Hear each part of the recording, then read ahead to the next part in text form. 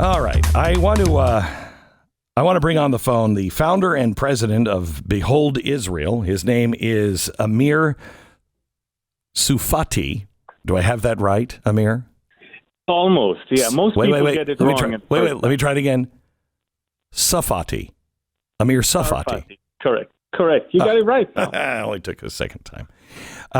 So thank you so much for being on the program.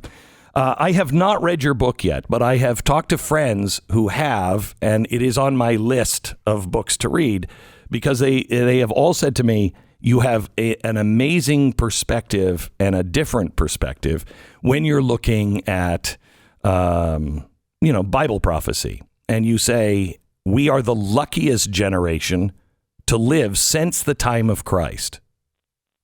Absolutely. I believe that we are not only the luckiest, we are the greatest generation. Now, I know that term reserved to veterans of World War II for what they did, but I'm talking about being the greatest generation in by ways of looking at what God is doing. Never in the history since the first century, a generation witnessed so many Bible prophecies being fulfilled as our generation is. And when I wrote this book together with my friend Steve Young, this book is a picture of what is going on in the Middle East, but it's also a picture of the faithfulness of God to His word and His promises. I actually mentioned a drone attack on the Burj Khalifa. I mentioned that in my book, and this is the talk right now all over the news. From the side of the Houthis, by the way.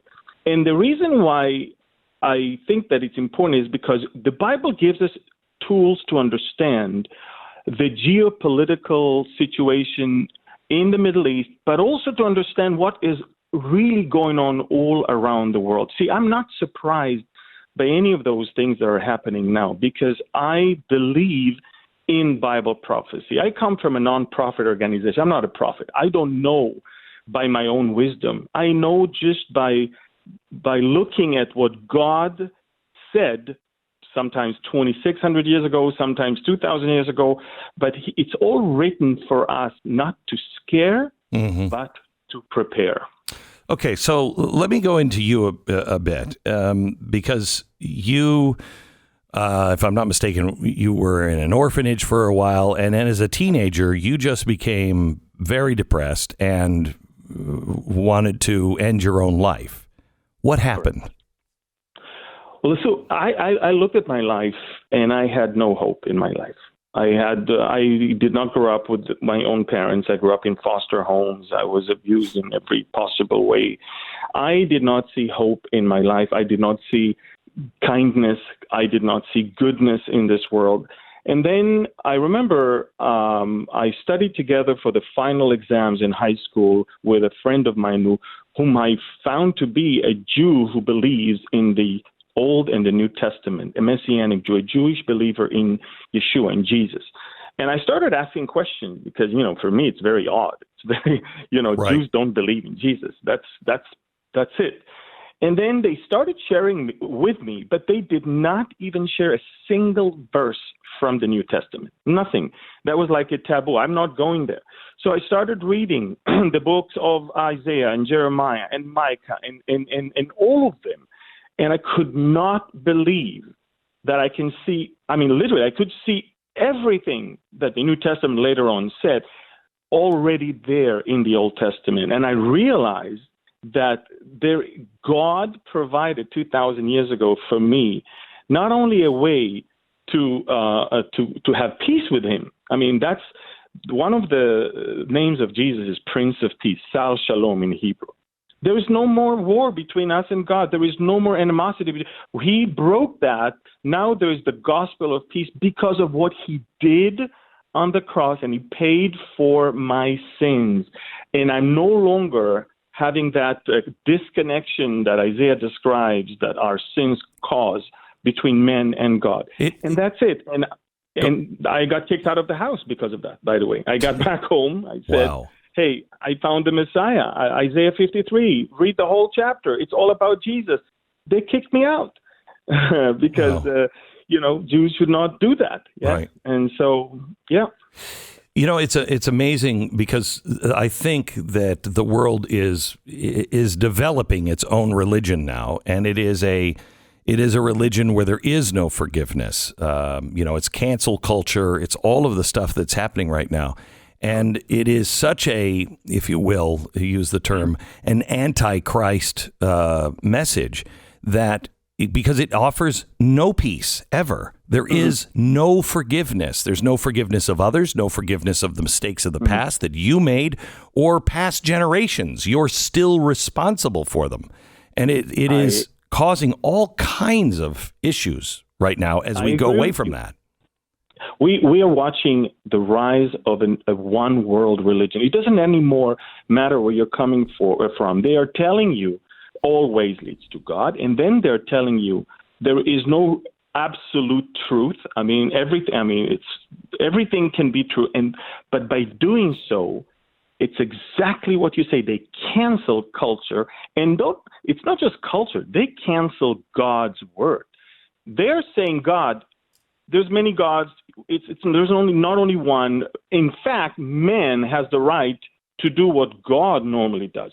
We will choose who we are. We will choose the sex we have. We will choose this type of family that will be. We will choose how we govern. We will choose what blessings should come from hard work and what shouldn't. Look, America. It's funny. America was founded as an Israeli. I can look at it, and I always saw this: God, prosperity, and blessing, and happiness. Mm-hmm. People were happy that they were prospered, but they also saw it as a blessing from God. What we see today is the rise of a new culture that just says there is no God. You shouldn't be happy. You shouldn't be happy. Be angry. Go out to the street. Burn the street. And you shouldn't prosper because that means you steal from others. And when you take all three of them and you cancel them, and that's it. America is changing. Not only America, Europe is changing. The world is changing. Even my own country, there's a government of change. That's how they call it. It's progressive, liberal, and we are the weakest we've ever been right now. And it's very terrifying to see. I see what you have in your country reflecting also on ours and on other places, but the new religion leaves Jesus out, and it basically sanctifies man as God and always leads to God, and that's it. And it's scary. I will tell you that I really, it cemented in my mind that this is the new global religion. When Notre Dame came out and said we are redesigning Notre Dame to be a temple for the earth and a temple for social justice. It was very clear that this is a religion. Exactly. It is a religion. We're seeing a convergence of three things that are happening in the world. And by the way, that's why Bible prophecy is so relevant, because it predicted all of that. We're watching three things. We're watching the attempt to bring a one world government, and that's the globalization and the attempt to cancel government. Yes, the Great Reset is not just on government. It's on financials and it's on religion. Exactly. And so we're watching all of that happening. And now my question is, okay, what are we doing with it? Because biblically, it has to happen. Not has to happen because it's great, because it's good. It's because God could see it happening. You see, people don't understand that God is above time. It's almost like we watch a parade from a curbside, but God watches it from above. He sees the entire parade. We only see a section at a time.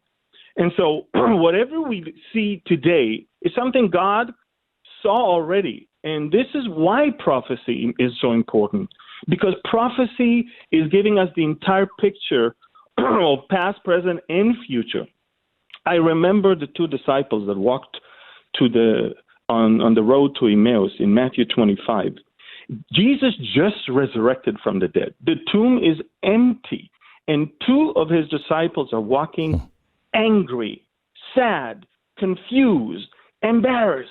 And Jesus joins them and says, what is it that you're talking about, that you're so sad? And it's Jesus resurrected. and they tell him all the bad things that happened that weekend. And he called his own disciples, "O foolish ones and slow of heart, to believe that which the prophets have said. Ought not the Messiah to have suffered all of these things?"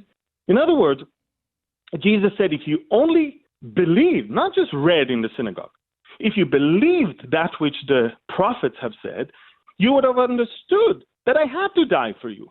This is exactly what Isaiah 53 is all about. You would have understood that I am to resurrect because Isaiah predicted my resurrection. You would have understood that that was the price that had to be paid. There is no first coming Messiah to reign and rule over sinful people, and that's it. Let's party. Someone had to pay the price. Right. For your sins. And that is what I see today. People are angry, confused. They are embarrassed, but they fail to see the full picture. God is in full control of everything. Amir Tsarfati is the author of Operation Yoktan. And I wanted to get into a little bit of what you think, where we are. I find it fascinating and true that at the time of Christ, all kinds of prophecies were being fulfilled. And we have seen them in dribs and drabs. But right now, all kinds of stuff are happening. And you say we're not only missing them, but we're missing the right way to look at them. And I think we've just done the right way to look at them. It's good stuff is coming. Good stuff is coming. The beginning of a new world. What are you seeing that is being fulfilled so rapidly? Well, first of all, most of Bible prophecy is talking about the area where I'm from, in the Middle East. In fact, Bible prophecy is not about nations in their relations between themselves. It's about nations in their relations to Israel, the people, or the land. So in order to understand fulfillment of Bible prophecy, we have to zoom out of America, fly all the way to the Middle East, zoom in and look at what is going on there. Now, our generation is seeing fulfillment of Ezekiel in chapter 36 and 37, and we're on the verge of chapter 30. We're watching the rebirth of Israel, which is something no one can explain in earthly explanation. This is definitely the work of God. Even Israelis don't have a way to explain that. I mean, we're a country almost 74 years old, surrounded by enemies all around. Even the Yemenite Houthis are saying today that they're thinking about sending ballistic missiles towards Israel also. There's always someone around there that wants to destroy us. But God, and that's it, but God rescued us from the ashes of the Holocaust. He brought us physically to the land, and he revived the land that was dead for 2,000 years. He revived the language that was forgotten for 2,000 years. And he connected the people with the land again, just as he said. And now we're watching Israel on the verge of another big war, a war that will, and that is exactly what Ezekiel in chapter 38 talks about, a war that now will be with Rosh, which is Russia, with Gomer and Togarmah, which is Turkey of today, and Iran, Persia. The Bible told us all about that. And I'm looking at these three world leaders meeting about Syria, yet eyeing Israel and our gas that we just found. It is a remarkable thing to see that, if you know what those ancient lands are now today. The first time there's ever been a treaty between the three of them, meetings between the three of them. Absolutely, because they hate each other. And you also have the Ukraine could be working towards God's advantage, because every time there is some big event like a war, like in Ukraine, you will see an influx of Jews into Israel like never before. That's true. You're right. And in fact, the Israelis are now working on getting as many Jews from the Ukraine as possible. But the thing is, I want to zoom out even more to look at the superpowers around the world right now, because the Middle East has always been dominated by some superpower, some empire. And it's no secret that America was our biggest ally over the last 50 years. There's no doubt. But there's a huge difference between 45th and 46 right now, and we're watching it. And it also, in a way, plays into Bible prophecy. And why am I saying that? According to the Bible, Jerusalem has to come back to our hands. There's no doubt, because Messiah has to come back to the Jewish people, to Jerusalem.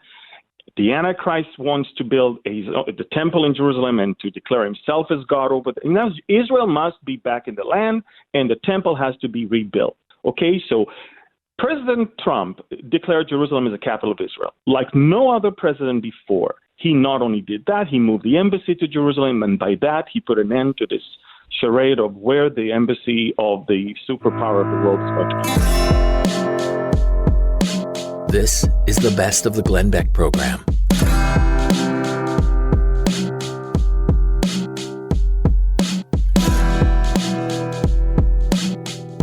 I think my good friend Billy Hollowell at Faithwire, who brought our guest to my attention, Amir Tsarfati. He is the founder and president of Behold Israel. He's written a book called Operation Yoktan, and we were just talking about the significance of Donald Trump declaring the capital of Israel, Jerusalem, and how that plays, and so does Joe Biden plays a role in the future, you think? Yes, I believe so. But let me just say one last thing about President Trump, because a lot of people tend to ridicule him as someone who is not, intellectual enough or smart enough for the political work. I think he's by far the most brilliant president I've ever seen sitting in the White House. And I tell you why, from an Israeli perspective. He could see what's going on with Russia right now. He could see that Russia will threaten the energy supply into Europe. And he already worked hard that the Israelis will extract their gas and have another alternative gas pipe to Europe. And as of yesterday, we learned that the current administration is against that alternative gas pipe. Now, we have the East Mediterranean pipe. Germany wanted to have another one with Russia, the Nord Stream 2, which unfortunately the Biden administration agreed to. And now we see that Russia becomes once again the major player in not only what's going on in the Middle East, but in what's going on in Europe. And now I'm moving to the role of President Biden, I believe, because, look, again, I have to remind you that Bible prophecy is about what is going on in the Middle East, and we see that the only way Russia could pose a threat to Israel together with Iran and Turkey is when there is someone weak in the White House. And what we see today is exactly happening. We see that in the White House, there is someone that is no longer seeing Israel as the greatest ally in the Middle East, that is no longer interested in helping the greatest ally that they have in the Middle East. We are seeing that they don't think ahead like 45th did. They don't think ahead. They're just managing crisis one after the other. And now we're at the point where, like never before in the last 20 years, Russia is gaining strength and is scaring. Once again, we're back to the Cold War, where all the countries that were added to NATO after 97 are scared because Russia is demanding all of them to be out of NATO. Any country that was added after 97 should be out. Russia put a paper of demands on the table, and if America is not going to comply, Russia is going to make the move, and everybody knows that they're ready. And so what I'm trying to say, when there's a strong person in the Oval Office, we can see that things are moving in the Middle East in that positive way. And not only that we see that Jerusalem is back, our capital, legitimately, also in an international way, but also we see peace between Israel and Gulf states and a warmer relationship between Israel and the Saudi Arabians, which is, by the way, prophetically prescribed. The Bible says in the same Ezekiel 38 that Sheba and Dedan, which is the biblical name of Saudi and the Gulf states, will actually protest the coming attack of Russia, Iran, and Turkey on Israel. Can you imagine? Wow. Arab Muslim states are protesting the attack on Israel. And this is the work of President Trump. God used him to reshape the Middle East in ways we've never seen before. And now, at the same time, we're watching this progressive, liberal, demonic attack on the whole world, changing everything and changing also the way the White House is handling itself when it comes to Israel and the Middle East. Everybody saw what happened in Afghanistan. It emboldened every terrorist organization, every regime that is power hungry. It emboldened them, and we are watching the result. What we see now in January of 2022 goes back to August of 2021. So let me. I have two questions, and we've got about 5 minutes. So let me ask you this question first. You know, a lot of people say America's not in the biblical prophecy, and I could buy that. But I have been wondering recently if we're not the great whore of Babylon. We're not the one who sold out everything we believed and just became the whore of the earth. Yeah. Well, look, America is not. You're right. America is not mentioned per se in the Bible, but as we just saw, without America, God is using every empire, every superpower around the world. So without America, things that I just talked about could have not happened. Now, I believe that when it comes to mystery Babylon, that the book of Revelation refers to, this is more of a system that is now being created in the world that at this point is led by America. But America, I don't have great news about your economy and about your growth. You just, in the previous segment, talked about that growth. Yeah. That America will not stay the leader of all of this for the rest of the history. We're talking about America now leading it, but then Europe will take the baton and continue. We are watching a system. It's a system that is completely ousting God and Christ out of the picture and will be indulging on compliance of people. Yep. It is the Great Reset, and it's the only way I can describe it. So let me ask this second question. I have always looked at God's plan, and as you see it unfold, usually after, you're like, wow, look at the way he was working. Billy Graham was a friend of mine, and he used to say, what God's doing, nobody knows. And in the end, you'll see this mosaic from all over the world, and you'll be like, only God could have done that. But I also feel as though if I were a Jewish person in 1939 and somebody came to me and said, hey, but you know what? By 1947, Israel, I would be like, yeah, but I have to get from there to here or from here to there. That's not fun. How do you keep a positive outlook on the times that we may be facing? Well, you see, I believe that until the Lord comes and takes us out of this place, we need to occupy. That's what he said. Until I come, occupy. We should be, if we believe in him, we should be agents of righteousness. We should fight everything that has to do with, the biblical aspects of our life. We should never, ever settle with things that are not biblical. But we should also remember, there are things that are to happen. You cannot change it. God sent us like an attachment in an email, prophecy, in order for us to understand what is going to happen. And because we know what is going to happen, we're not surprised, and we are getting prepared. We're getting prepared by ways of how we raise our children. We're getting prepared by how we handle ourselves. Look, money is nice, work is nice, prosperity is nice, but what about your soul? What about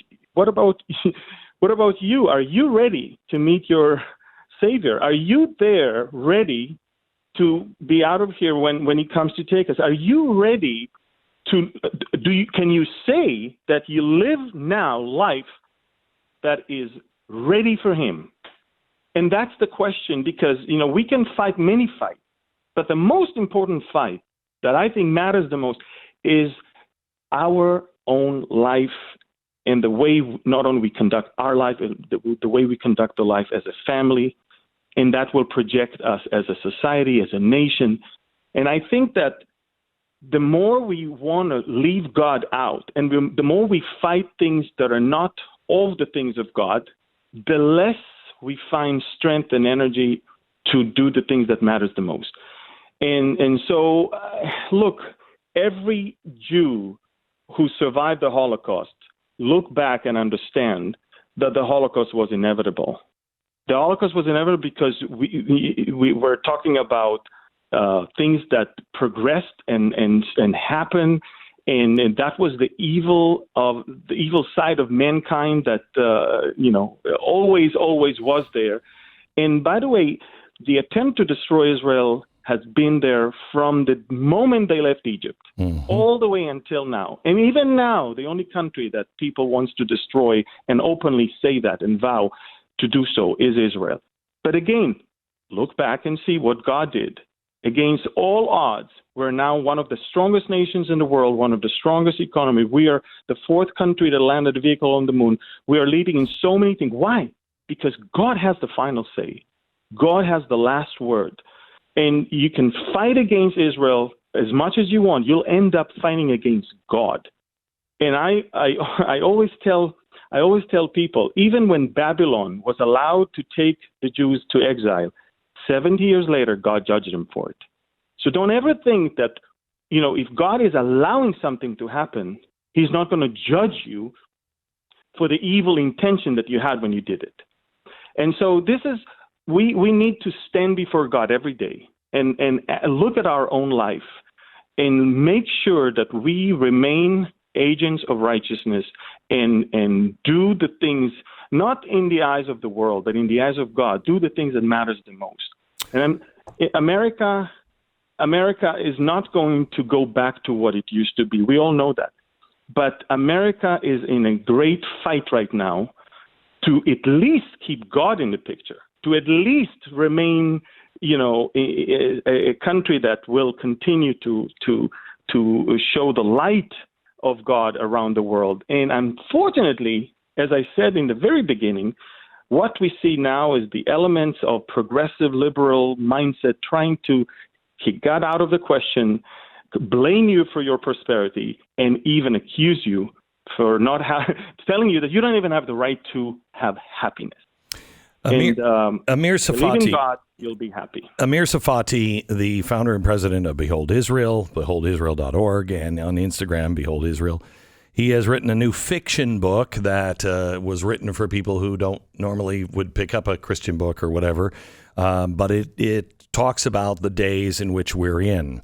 It's called Operation Yoketon. Amir, thank you so much. God bless. Thank you, Glenn. You God bet. bless. Bye-bye. Bye-bye.